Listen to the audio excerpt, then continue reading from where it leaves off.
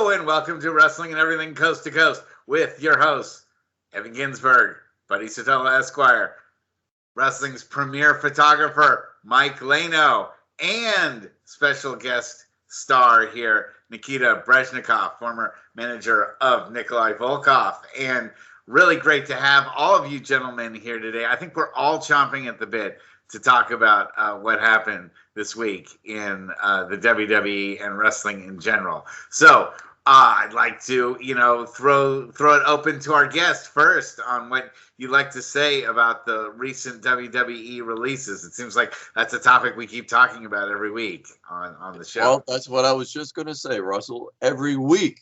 It's like, what do you mean this week? It's every week. This one's going, that one's going.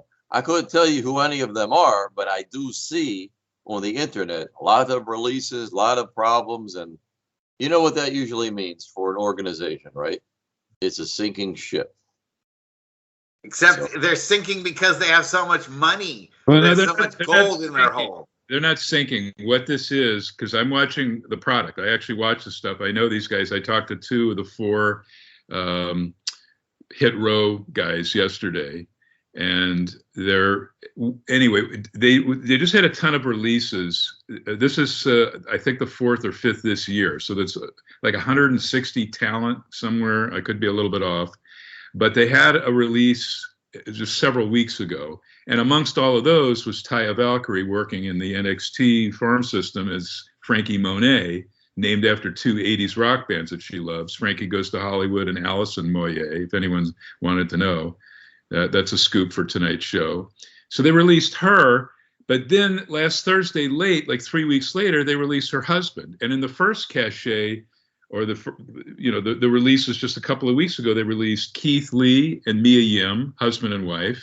They released Killer Karrion Kross. His real name is Kevin Cross, and Scarlett Bordeaux. That's her wrestling name. I forget what her real name is. They're a married couple. So now you have three married couples.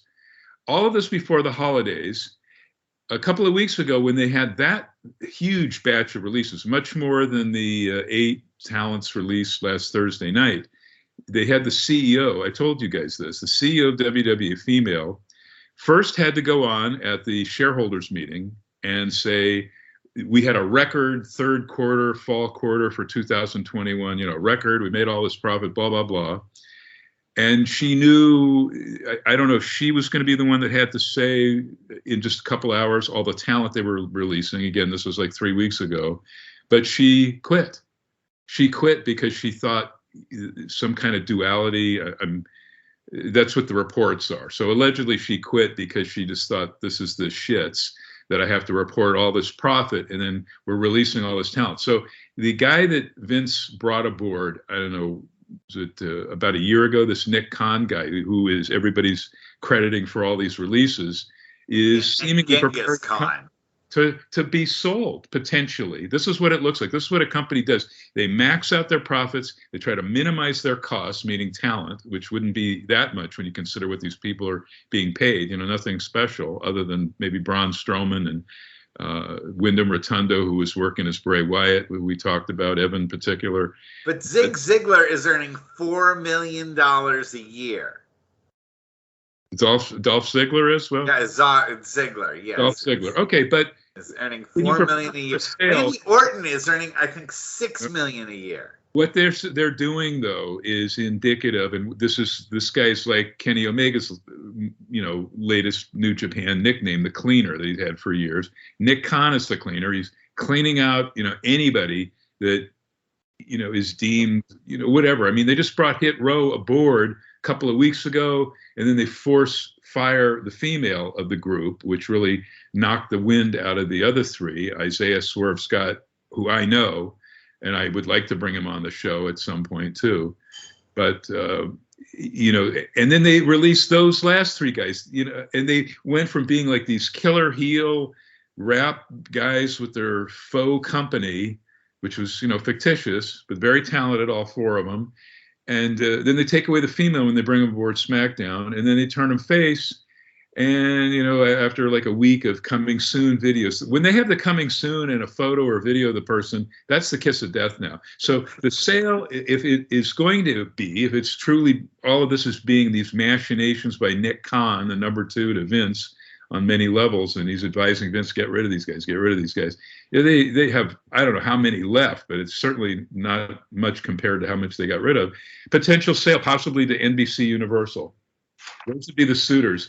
Which is nuts because a couple of years ago, we all feared, Stephanie and Triple H, Paul Levesque, her husband, would be taking it over. And, But Nikita, why do you think that the WWE is in trouble, so to speak, when they just said they were getting... They're not in trouble because they had a record. Hey, I asked Nikita. Let's see what he okay. was...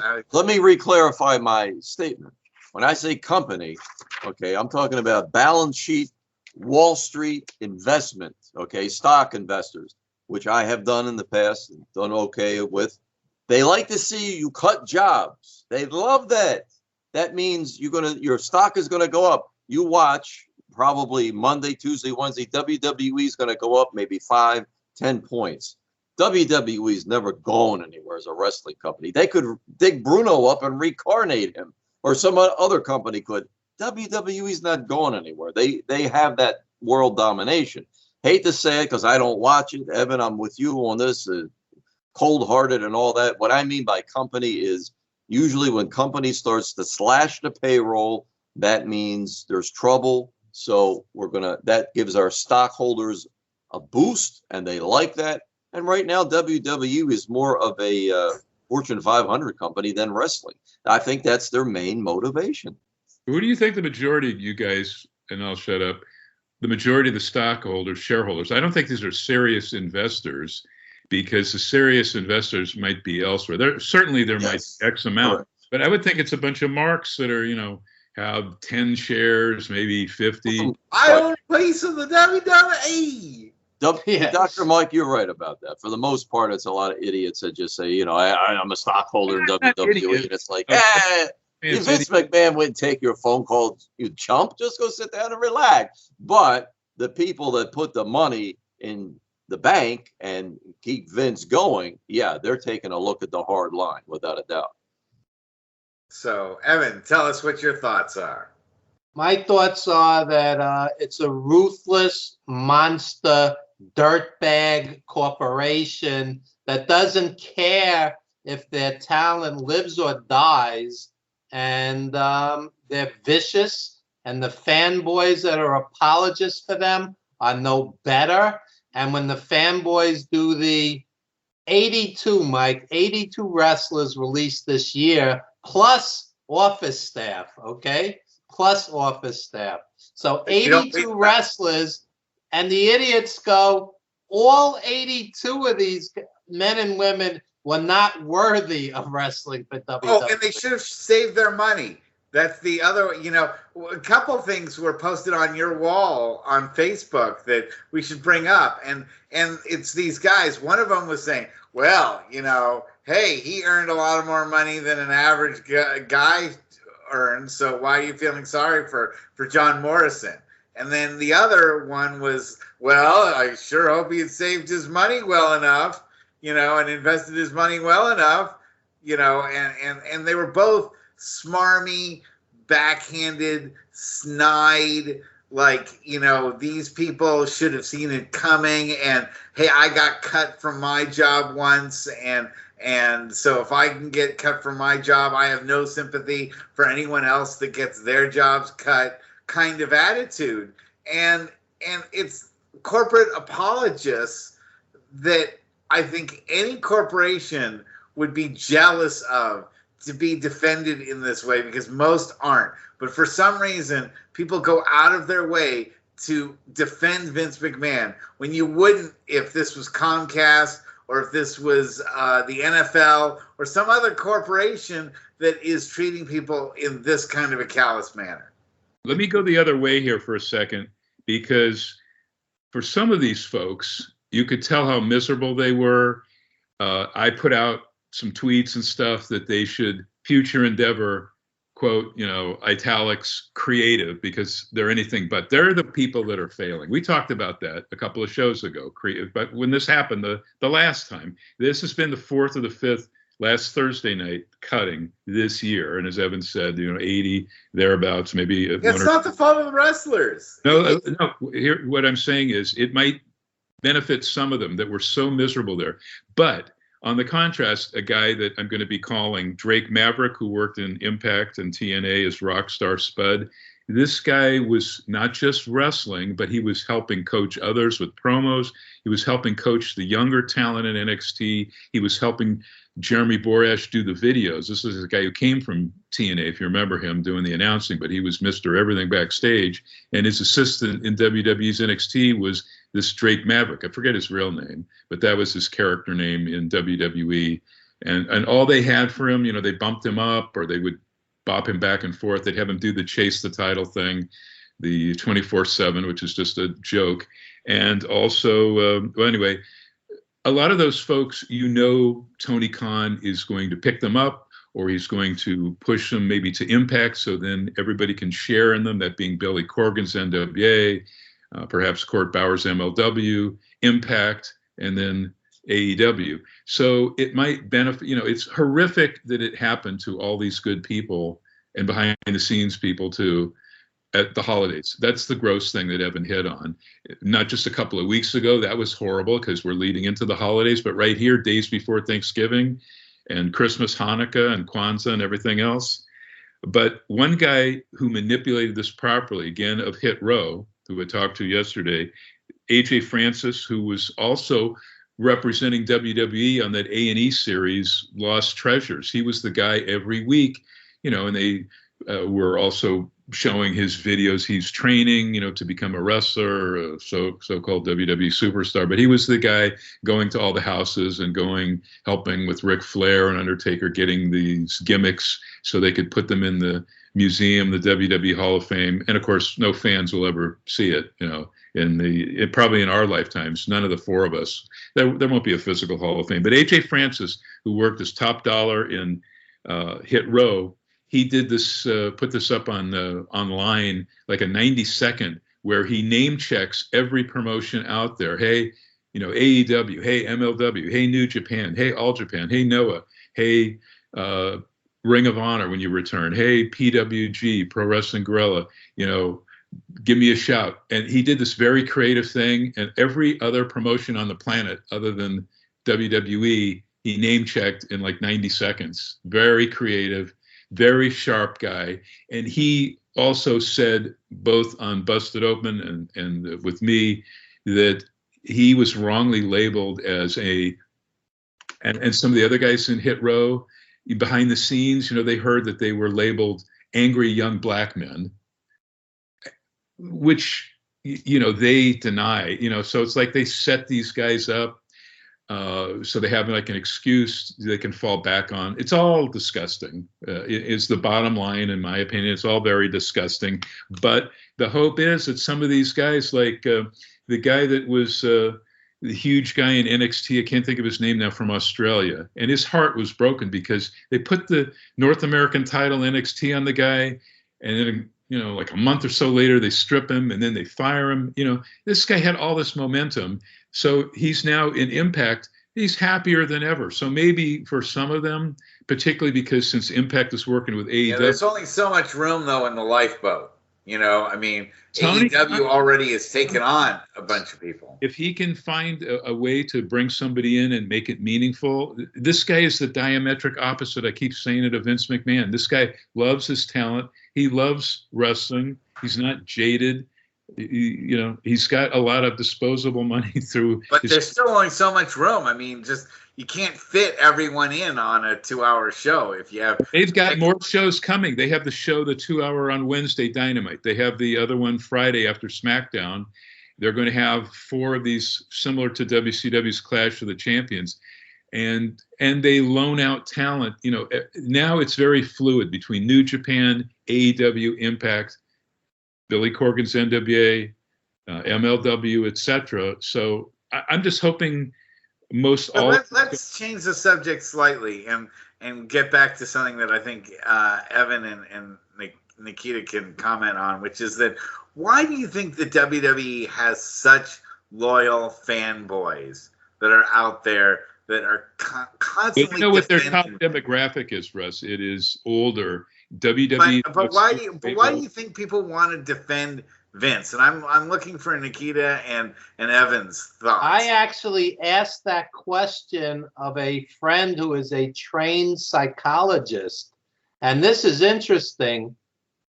She said to me that they have problems with their own dads. Their own dads were distant, brutal, whatever the case may be. So they go, well, my dad isn't as bad as Vince. He's not as ruthless as Vince is. And for some reason, he becomes this appealing figure to them. Now, this is one person's opinion, but when I hear people say, WWE is my religion, Vince is my hero, I go, they need a team of psychiatrists because, one, the product is mostly crap. I'm not going to say all crap, but mostly. And Vince is ruthless. So if you love this man, and you hear this with Trump, you hear this with other, rich, powerful, ruthless people, there's a psychology behind this. And, I personally, I find them despicable. And, never addressed is the fact that, there's Triple H and there's Stephanie making millions upon millions of dollars. They sold millions of dollars in stock options. They have Saudi full Arabia benefits. handed them tons of money. Yeah. You never see them getting a pay cut, do you? And a pay cut there makes a huge difference than cutting all these like ham and eggers. I mean, you can add up all the salaries of everyone they cut, and that probably comes to nothing compared to what AAA. As I was saying, you have Randy Orton earning $6 million a year. You have Dolph Ziggler earning around $4 million a year. You have Brock Lesnar, who only fights 3 or 4 times a year, earning like $15-20 million a year. The only one I think who's actually earning his salary's worth is Roman Reigns, because he is on there every week fighting and giving his all. But these other guys, I mean, if Dolph Ziggler was suddenly no longer in the WWE and $4 million was freed up and everybody that was let go was saved, would you rather have Dolph Ziggler or 70 other people plus the support people that got cut that probably don't even add up to that $4 million salary? And ironically, they neutered Ziggler. They neutered that guy. He lost hundreds of matches. It's true. So you're watching a guy who doesn't even entertain that much. I mean, he's not considered, I think, a star of the WWE, and yet probably 60 or 70 people had to lose their jobs so that he could get the $4 million that they would normally be allocated, and then some. That would also probably... He felt bad. He put out stuff out there. Triple H, though, NXT, which I'm focusing on, that was his dream. And he, at the time, as I said last week, we were concerned that he's going and getting all these top guys and raiding Stardom, the best women's company of many in Japan, and New Japan, Shinsuke Nakamura and Kushida, who has been so misused in NXT, where he's like languishing. And this guy is the top junior heavyweight, the guy that Jushin Liger gave his, almost passed the baton to. But Triple H has been devastated that they took this promotion he built up because it was more popular, NXT, and outdrawing, and the ticket sales were quicker than the Raw and SmackDown brands. And I guess finally Vince started paying attention to it, and or his advisors, and they didn't like that fans at some points. I wrote this thing online, and it's true. No one on at least any WWE TV show, pay-per-view, has ever chanted the company's initials the way they did with ECW and pretty much every company now. When I watched MLW, both shows last week, I don't miss any of the wrestling shows. I'm probably the only one here who watches all of this crap. But the fans at various points with AEW, That's a awesome good point. shows. At the bottom, they chant the company's name, AEW, AEW.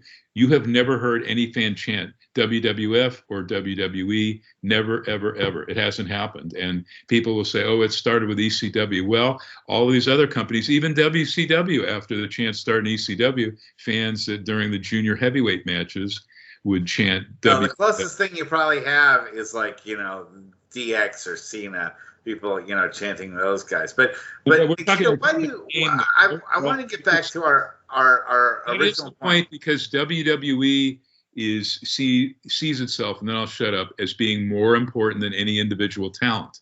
Whereas all of these other groups, their focus is on the talent, not so much that, oh, these wrestlers are just disposable cogs in the wheel. The main thing that's important is WWE. No, that's the wrong school of thought. It's wrong, but that's what they do.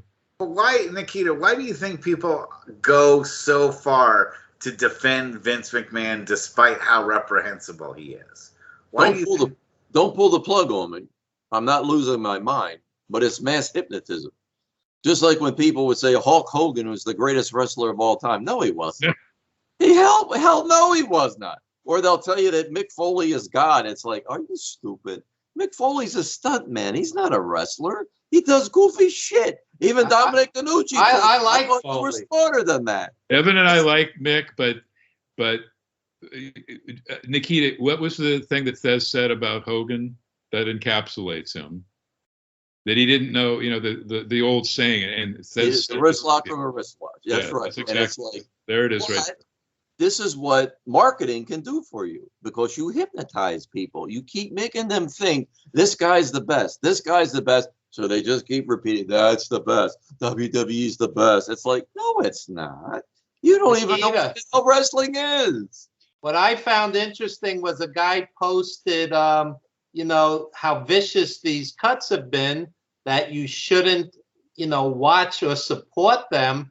And all the fans turned on the guy posting like, I can't miss SmackDown. And I just said to myself, on a Friday night, for young people never, ever to go out and sit there glued to this pablum.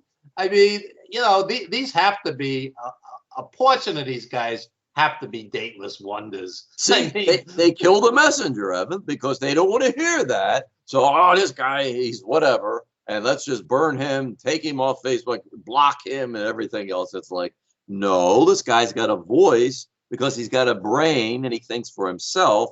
He doesn't follow the rest of the sheep. On ba into the shearing room. Yeah. I also think that Vince has done a good job. Shows you'll enjoy it. You really will. There's some psychology.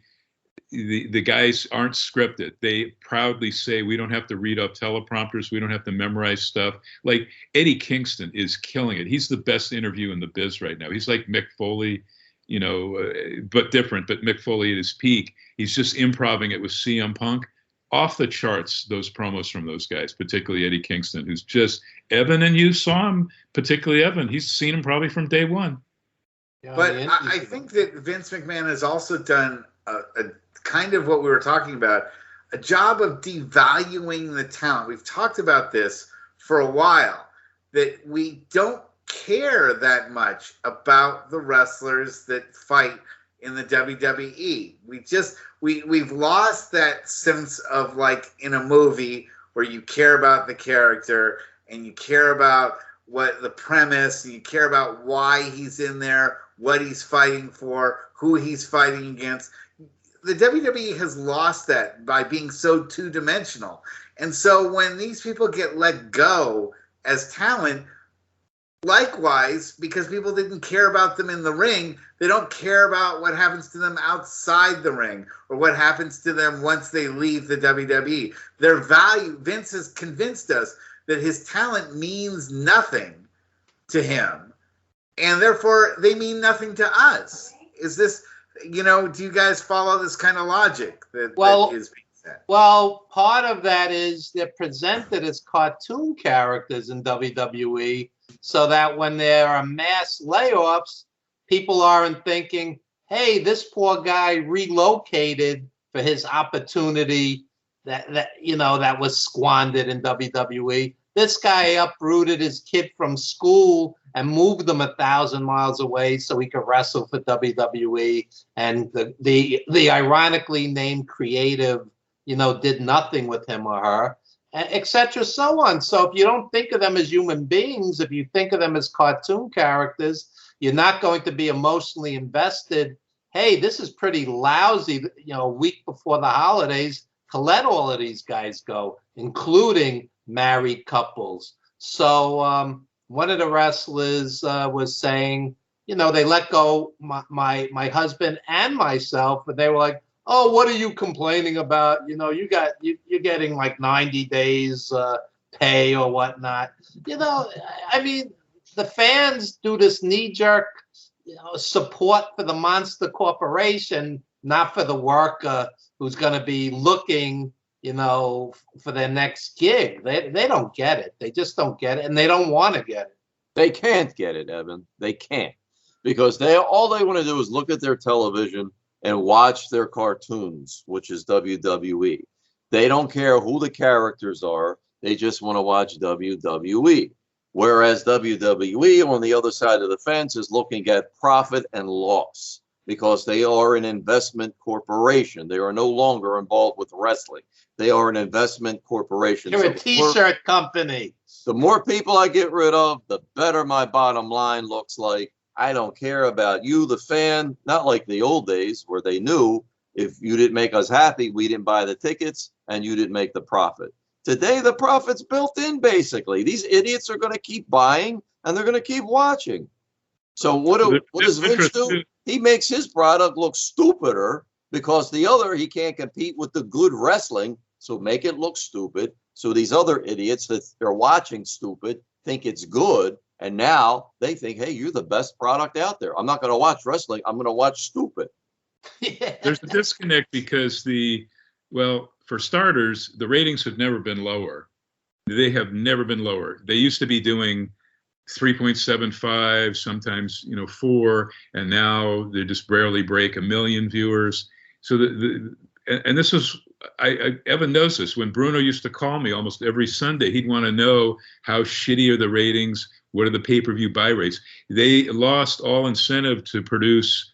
Everybody's bitching about this Royal Rumble as the least jazzed or the least. They just basically announced some of the matches and were juggling around the people in the 5-on-5 right up until the event. When NBC's division Peacock completely bought the pay-per-view, so the network, and Vince no longer had to live and die by the pay-per-view buys because he had the network, which was then purchased by Peacock, whatever it was, a couple of years ago or a year and a half.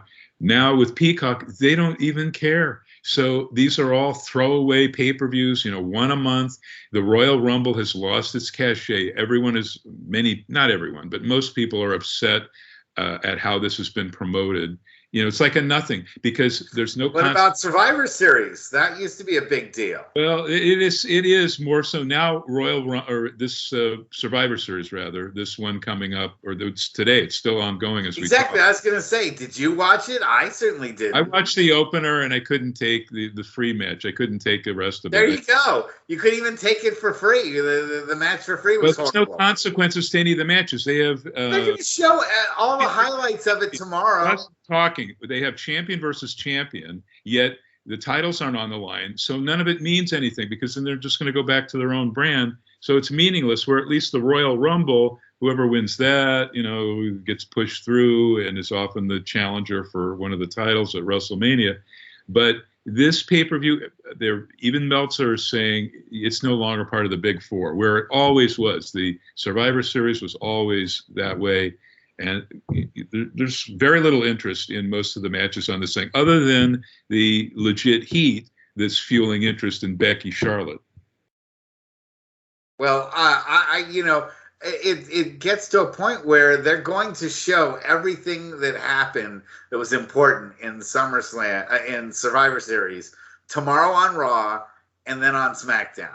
Anything of any import that happened, of any storyline importance, will probably be redone in a rematch, probably within the next 2 weeks. Am I right about that? The WWE has so little That's originality. what they do, though, with some of the pay-per-view matches on the Sunday night. The next day, they throw them on free TV. What incentive is there to buy a pay-per-view, even in the old days of buying a pay-per-view or subscribing to the network for a month and then quitting so you don't have to pay for it? And tell me any of the matches at Survivor Series that are special enough that I just did Charlotte and Becky Lynch because there was legit heat backstage, so they're But that could be on Raw as a main event, or that could be on SmackDown as a main event. They're going to carry that one through, like Roman versus Brock. They're going to carry that to WrestleMania. So they're not going to give that away on free TV, Charlotte and Becky. And they're on different... you watch. They will. They're on different brands. They can't do that. They're on different brands, and that's their big money match because they know Ronda Rousey's most likely not coming back, who was the biggest cause of interest from the general public to WWE's women's division. Yeah, well, yeah, because Bad Bunny didn't... Right there. I already know him for Mania. It's going to be Brock. Bad Bunny didn't exactly pull them in droves, did it? Who? Bad Bunny didn't exactly pull. No, he helped with the general public. What they wanted from that was him holding the title on Saturday Night Live and at one of the music awards last March, which he did. He brought his WWE, whatever championship that was, the 24/7 title on those things. So he got them. That's why they bring those folks in, which makes no sense to those of us as purists or historians, like all of us. But they bring in the mainstream, similar to the first one with Cyndi Lauper, which was the biggest. Cyndi Lauper, Mr. T, that was the biggest, and that set, sort of the stage, and it's been all downhill ever since. Why, Mike? Because everything was on the line. If it failed, he was going to go belly up. So, yeah, he cared then. He was worried. He's not worried anymore. Like you say, he's already got a prepaid package with Peacock.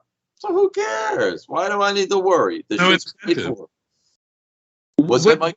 So I say there's no incentive, and then that's it. It's prepaid, so why do I care? I don't care. Now you're a business guy, and we have seen in business sometimes, it's a rarity, but we have seen where like executives or maybe the people under the CEO will take a pay cut, which is Russ referred to, so that they don't have to lay off employees.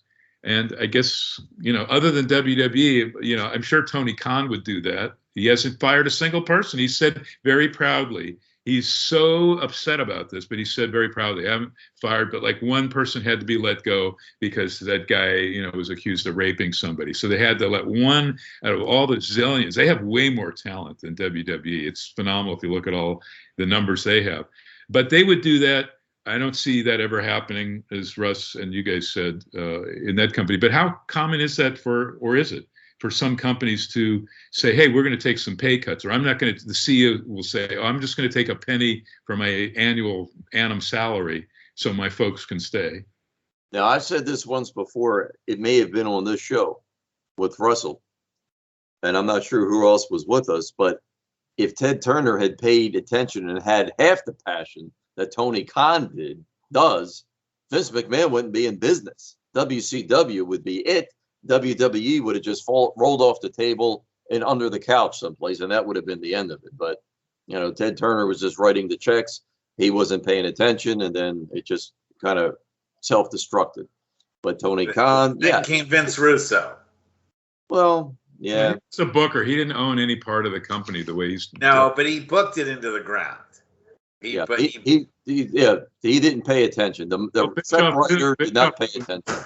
Yeah, Bischoff let the inmates run the asylum. He's more responsible than Russo, who, a lot of us don't care for his booking and stuff. No, the only thing I like about Russo is he's a fellow San Francisco Giants fan. Otherwise, I can't defend his actions by any stretch. He's a nice guy. I met him. John Arisi introduced me to him when he was running the video store in Long Island. Evan probably knew him then, too. Ev, did you know? I had lunch with him one day. The guy's the nicest guy in the world. Yeah. But maybe not the world's greatest booker. No. Just because you're a nice guy doesn't mean you're a great booker. No, doesn't mean you know what you're doing. That's right. Yes, but yeah, I can put on a dress and keep the mustache and say I'm your date for tonight. It doesn't make me a woman. That ain't gonna happen. I've had worse dates.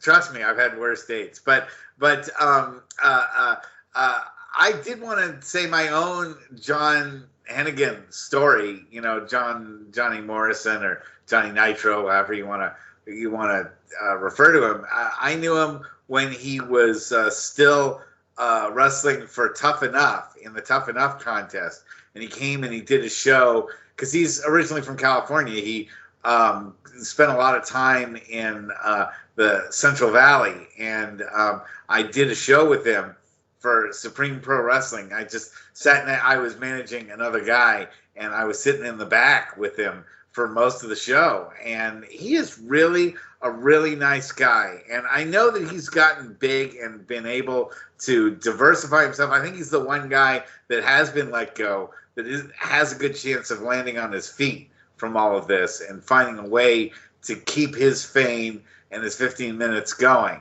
But he worked really hard and Tough Enough. People don't even remember. He's a movie producer. Evan, I brought him on, I think it was with you, before we took a hiatus from Legends. And even Nikita might have heard that or been on there on that day. But he had that movie come out that he produced, and he was the lead star in, but he hired the talent and all of that. So he's a very talented guy, and he still lives in L.A.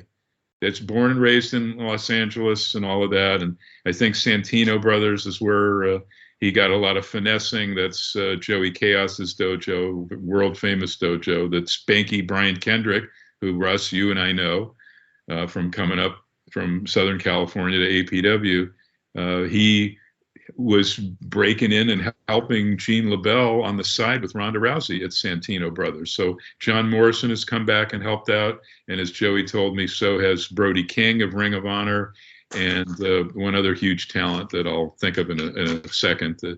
But yeah, so Morrison is super talented. But yeah, he's a really nice guy. He was humble. He was somebody that really stated. I've already been emailing him because they need some free photos. So he and Taya Valkyrie, I forget her real name, but Frankie Monet was the work name she had lately in WWE. But when the fanboys are saying, you know, oh, well, he can now, you know, work as many matches as he wants for $5,000 a night. I'm like, first of all, where are you going to find an indie fed that's going to pay outside talent $5,000 to show up for a match? You don't find that, at least not anywhere in California. I don't know where else they have that, you know, $5,000. They'll do better on the autograph circuit. And even then, to do enough autographs to clear $5,000, you're not going to do that in a day. You're probably not going to do that in a weekend. You might do that in a month if you hit all the right spots. His character, Russ, when you were talking about, and also Nikita, devaluing talent, when they don't know what to do with somebody, or they know, but the talent doesn't know, they're going to get rid of them. John Morrison, in the last, since his partner, The Miz, was on Dancing with the Stars, so let's say the last 2.5, almost 3 months, Morrison's been on TV maybe 2 to 3 times for about 10 seconds, just, you know, pretending he's doing transcendental meditation. And then they had a running joke with the superhero, almost a superhero, Nikki Cross, saying to Rhea Ripley, "Oh, what is he doing?" You know, he's obviously, even a retarded person would, sorry to say that, but a person with anybody from a person with IQ 70 or less on up would know the guy is sitting there doing meditation like this, and they have those intelligent women act like they don't know what on earth he's doing and make fun of it. And that was his TV, say 30 to 40 seconds in the last 3 months, and he's on his way out. So when you devalue it, you also make it hard. They can't even ask for 1,500 at indie shows. You know, they'll be, you know, with some of them lucky if they get 900 to 1,000 tops. Most of those guys, it's still 600, 750 for name guys, you know, for money marks that don't have a lot of money. Yeah, and so, you know, saying and right now house shows are really even few and far between. They still haven't come back, you know, in the way now that you have the second level of COVID coming, and a lot more people are still it's just sick. The fifth wave. It's not the second. It's the fifth. I guess the second year's worth of it. You know, we're now, you know, fully through year number 2. You know, or getting into a full second year of COVID, and people aren't, you know, still indie shows are one of those ones that get really hit when you have something like this, because they're the ones with the lowest margin and need to generate the most money to keep going. You know, it's not like the WWE, which can give or take a house show. It doesn't really care that much. As you pointed out, Nikita, we have a fed here in Northern California called Big Time Wrestling. And the guy who is... It's not a federation. It's a guy who puts on shows every 2 to 3 months. I would not... Right, he's one of the biggest scumbags in the business, Kirk White. I'll name him right here on the show because I don't like him and I never have. And the reason for it, though, and I do apologize for my other remark.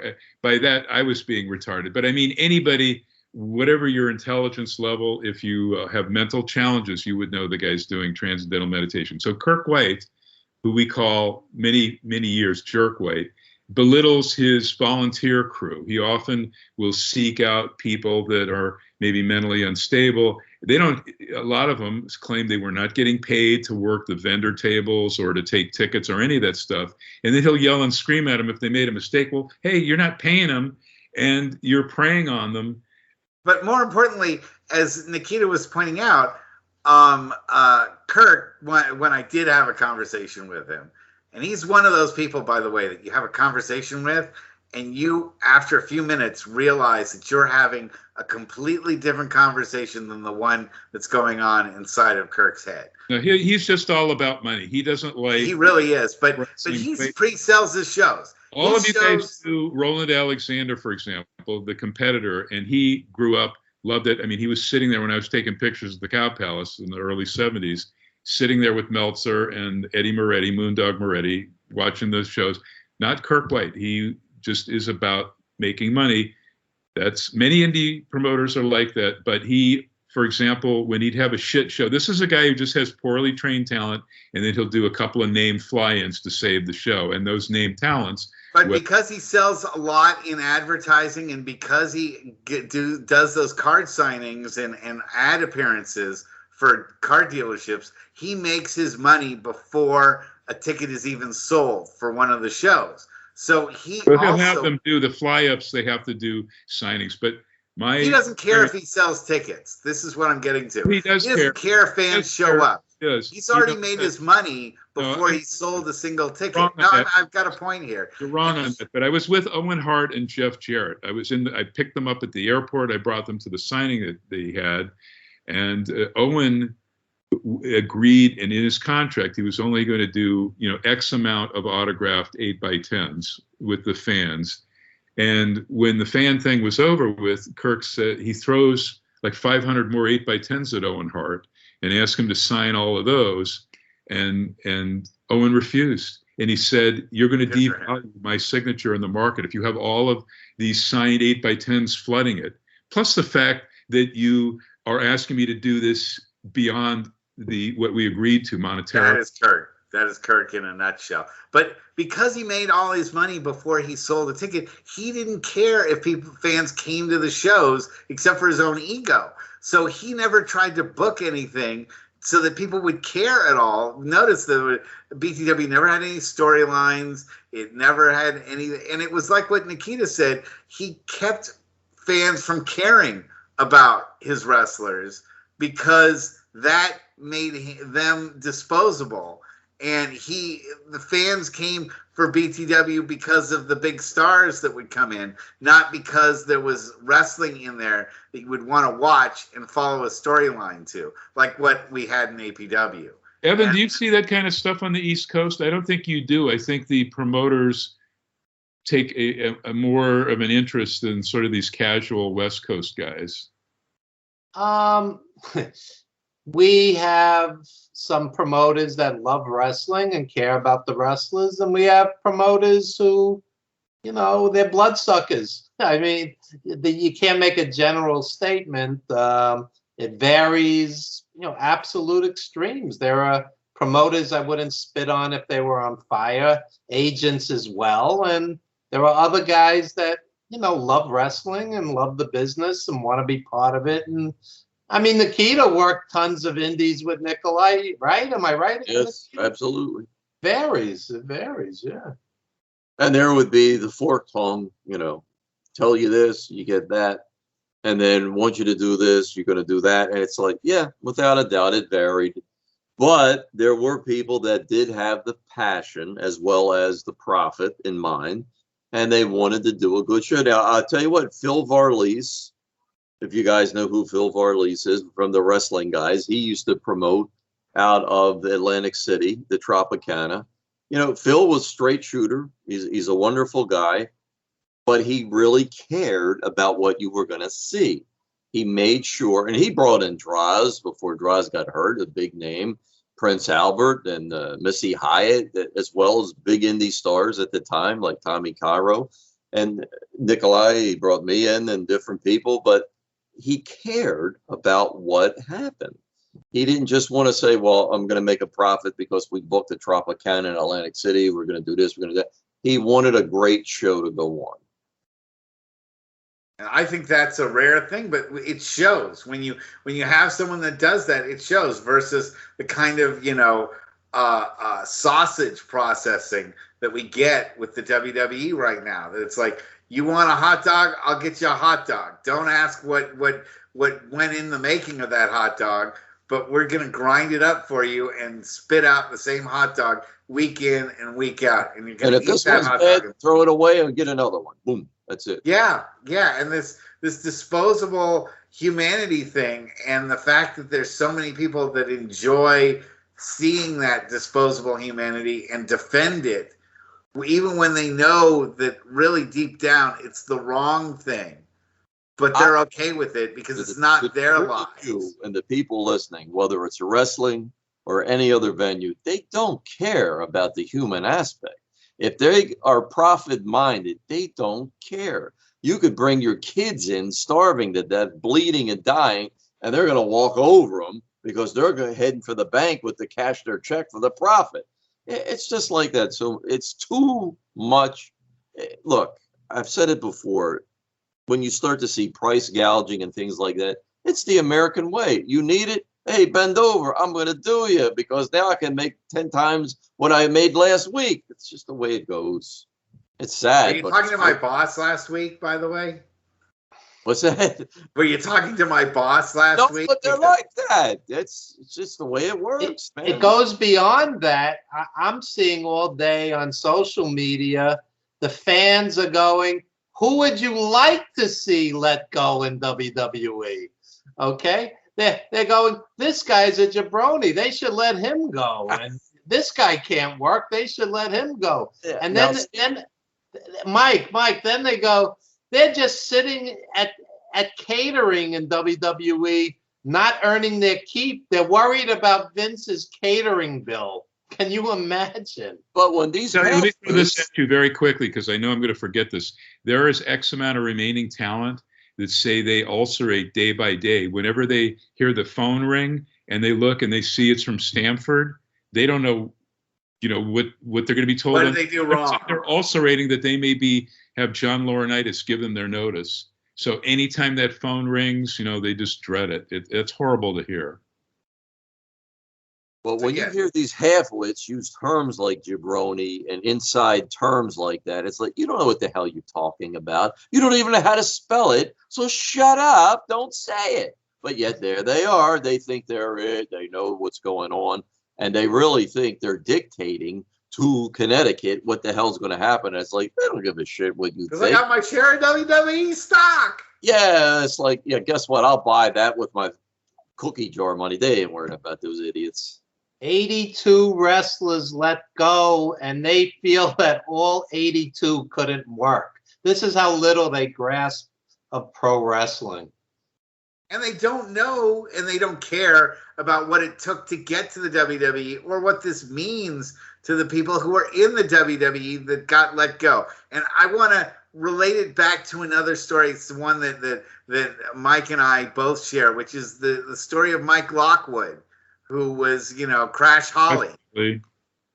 Leprechaun Aaron O'Grady in the indie circuit. And he couldn't take the loss of fame, that the shock of being let go and being on top being on TV and then going back to the indies. It wasn't something that he was able to handle psychologically. And the WWE didn't care. Or substance abuse problems. So he already had that. So he might not have been able to deal with success. That was the school of thought. I spoke at his funeral, as did Morgan, or Donovan Morgan.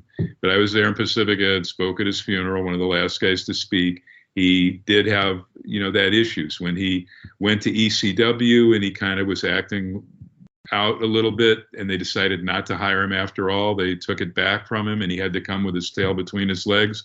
That was devastating for him. And then a year or so later, he got hired by WWF. I think they were still WWF or WWE. Yeah, they were WWF. But they released him because he did have the substance abuse problems, which caused, his later death. So I don't think that was that was not the result. He already was having problems while still with the company and doing all that stuff. He was, but the WWE, again, like Neidhart, went a long time without doing anything. And they had the resources and ability to help him, and they didn't. Instead, they, let him go.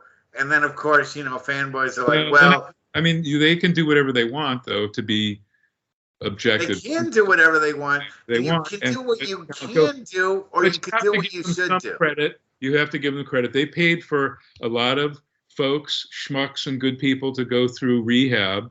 I mean, poor Tammy, I think they paid for 4 rehabs for her. And then she badmouthed them, towards the end. I think she wanted one more. And they said, no, we were done with you because she's had all these outside wrestling issues and problems. But a lot of guys, Scott Hall, they helped him at various points until Dallas Page got him finally cleaned up. So there's a lot of talent, and even some talent never worked for them. So not giving them credit because we're winding down here. And I do want to say that the next 2 tapings, the next 2 shows, Evan has got time off because he has, I think, family coming in. Yeah. And then I'll take the 2 weeks off from that. But Nikita, are you going to be coming in? Is it next week? You're going to be coming in next week. Okay, and so you'll get some words in edgewise then, I promise. Yeah. Well, this is a thing I feel kind of passionate about tonight, especially always the big mouth, but because I do watch the product. I might be the only one here that watches all of the stuff. I'm sorry. Probably. Mike. And I make no apologies. I urge you guys, though, watch Raw tomorrow. You'll see what's going on with the Becky and Charlotte thing. That's the only interesting thing. I haven't watched since 2017. AEW is killing it, and even Impact. That was the best TNA Impact.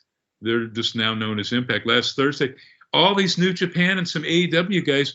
Minoru Suzuki, it's off the charts. I do want to throw out something because Evan, I believe, has some relatives from Korea coming in. I finally watched the movie and it won a bunch of awards, Best Supporting Actress Minari, about a South Korean family coming to Arkansas.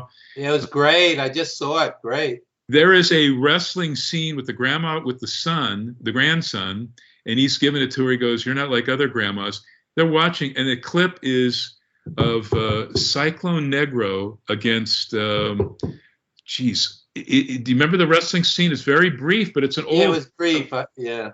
They threw that in there, and I go, holy moly, it's like a Florida tape. But no, it was Larry the Axe Hennig against Cyclone Negro. And I go, that had to only have occurred when Larry Hennig had some summertime off from the AWA, and he went to Florida, worked just a very few shows.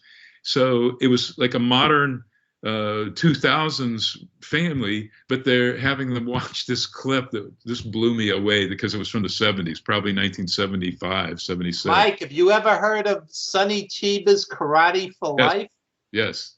Yeah, he's wrestling Rip Tyler and Eddie Sullivan in Japan. It's wild. It's so over the top, cartoonish. It's like watching a lucha movie. It's crazy. Karate for Life with Sonny Chiba. You have to see this. Based on a real guy. Yeah. Do you have any video recommendations for us, Nikita? No video recommendations. Just be happy. Be good to each other. Thanksgiving is coming Thursday. Be thankful for what you have. Be thankful for what you didn't get. And just be good to everybody. Be thankful we've all survived COVID so far. Yes. Yeah, fingers crossed. And I got my booster yesterday. I gotta get mine. Good for you. I got to go get my booster. In fact, I couldn't go to a convention that happened this weekend because they said you have to have your most recent proof of your most recent booster being November 4th. They wouldn't let you in without a booster. You could take the 2 shots and they still wouldn't let you in. Now it's the booster, Evan. That's wow. it. Yeah, it's old news now here in What Northern convention was this, Russ? I didn't know because I'm not living in the Bay Area. Oh, it's a consumer attorneys thing. It wasn't a wrestling convention. It was a more of a legal thing. But here's a recommendation: watch the AMAs tonight for Silk Sonic. They look like they're straight out of the 70s. They make me very happy watching them. It's Bruno Mars tribute to the 70s, and it's an actual super group. And JB Smoove does dancing. He's a comic actor on Larry David. And he dances amazing. That's the only reason to watch this thing, other than if you like Taylor Swift's Massive Ego. Well, any other recommendations? Evan, what about your any movie recommendations from your vault that you've gone through recently? I just watched the movie called Disobedience with Rachel Weisz and Rachel McAdams. Tremendous, about the Hasidic community, which is a very unusual theme in film. And they're lesbians, so they're not exactly embraced by the Hasidic community. So it's a great film, Disobedience. Oh, Tremendous. The Beatles on Disney Plus. I got it for $1.99 for a month, so I'll be able to watch all 3 nights, Thursday, Friday, Saturday. The director, Peter Jackson, all this footage no one's ever seen. It's going to be incredible. This Thursday, Friday, Saturday, Get Back is the documentary on the Beatles on Disney Plus. So I know it's going to be terrific. That should Wonderful. And Wonderful. watch 350 Days with Bret Hart, Superstar Billy Graham, and watch Wrestling Then and Now with Nikita and Nikolai. Absolutely. That's perfect Thanksgiving holiday. That was pre The Wrestler. That was the indie version of The Wrestler. Wrestling Then and Now. Absolutely. Yeah, go check it out on the internet. You can see it on Tubi, I think, for free now. Yeah, 350 Days is on Tubi, Vudu, Amazon Prime. Wrestling Then and Now is on Amazon. And yeah, enjoy. It's they're from the heart. They're from the heart. Thank you very much. All right. Well, Nikita, we'll see you next weekend. Good 2 weeks off. Have a good holiday, everybody. And we'll see everybody next week. Thank you very much. Good night, everyone. See you guys.